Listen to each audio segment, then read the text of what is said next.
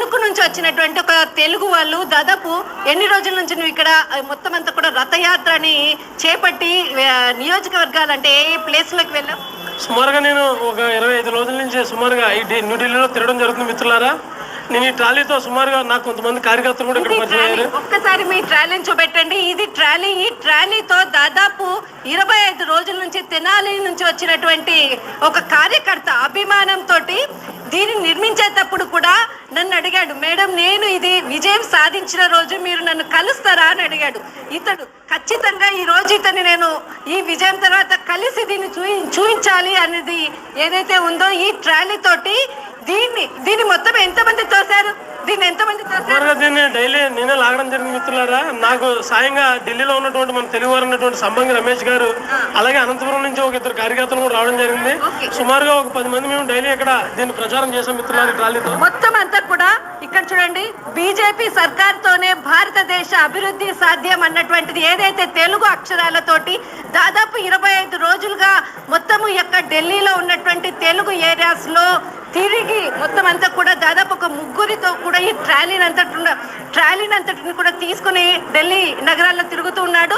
ముఖ్యంగా ఇలాంటి మీరు ట్రాలీ చేయాలన్నటువంటి ఆలోచన ఎందుకు వచ్చింది? ముఖ్యంగా ఈ ఆలోచన ఎందుకు వచ్చిందంటే, భారతీయ జనతా పార్టీ కార్యకర్తగా ఢిల్లీలో సుమారుగా 20 సంవత్సరాల నుంచి మా పార్టీ అధికారంలో రావడం జరగలేదు. ఇక్కడ ఎంతోమంది ఈసారి ఖచ్చితంగా భారతీయ జనతా పార్టీ ఇక్కడ వస్తుంది అని అందరికీ కూడా మాకు ముందుగానే తెలుసు. ఎందుకంటే గడిచిన సీఎం గారు, మాజీ సీఎం గారు అరవింద్ కేజ్రీవాల్ గారు సుమారుగా ఆయన మంచినీరులో అయినా సరే, ఎలక్ట్రిసిటీలో అయినా సరే, రోడ్లు అయినా, మురుగు వాళ్ళు అన్ని విషయాల్లో కూడా ఆయన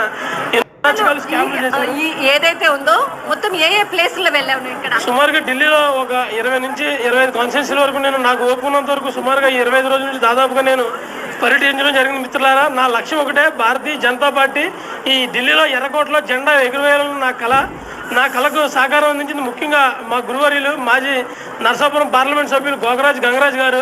ఎందుకనంటే నాకు ఈరోజు ఈ ట్రాలీ తయారు చేయాలని ఒక ఐడియా మా నాన్నగారు మాజీ ఓబీసీ మోర్చా జిల్లా అధ్యక్షులు రందాపారావు గారు ఈ ఐడియా నాకు ఇవ్వడం జరిగింది. మేమందరం కూడా సుమారుగా 1 నెల నుంచి చర్చించుకొని ఎలక్షన్కి 2 నెలల ముందు దీన్ని తయారు చేసుకుని ఇక్కడ రావడం జరిగింది.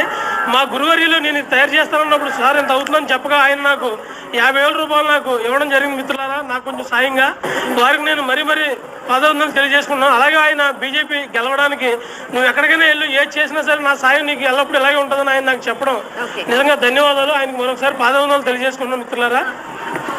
తెలుగు వాళ్ళు ఇక్కడికి చాలా మంది, లక్షల మంది ఉన్నారు. ఇక్కడ ముఖ్యంగా ఏదైతే ఈరోజు బీజేపీ విజయం సాధించినటువంటి సందర్భంలో తెలుగు ఓటర్లు మాత్రం చాలా కీలకమని చెప్పవచ్చు. దాదాపు 2 తెలుగు రాష్ట్రాల నుంచి కూడా ఇక్కడికి క్యాంపింగ్ కొరకు వచ్చి అనేక రాష్ట్రాల నుంచి ఇక్కడ ఉన్నటువంటి వాళ్ళని కలవడము, తర్వాత ఇక్కడ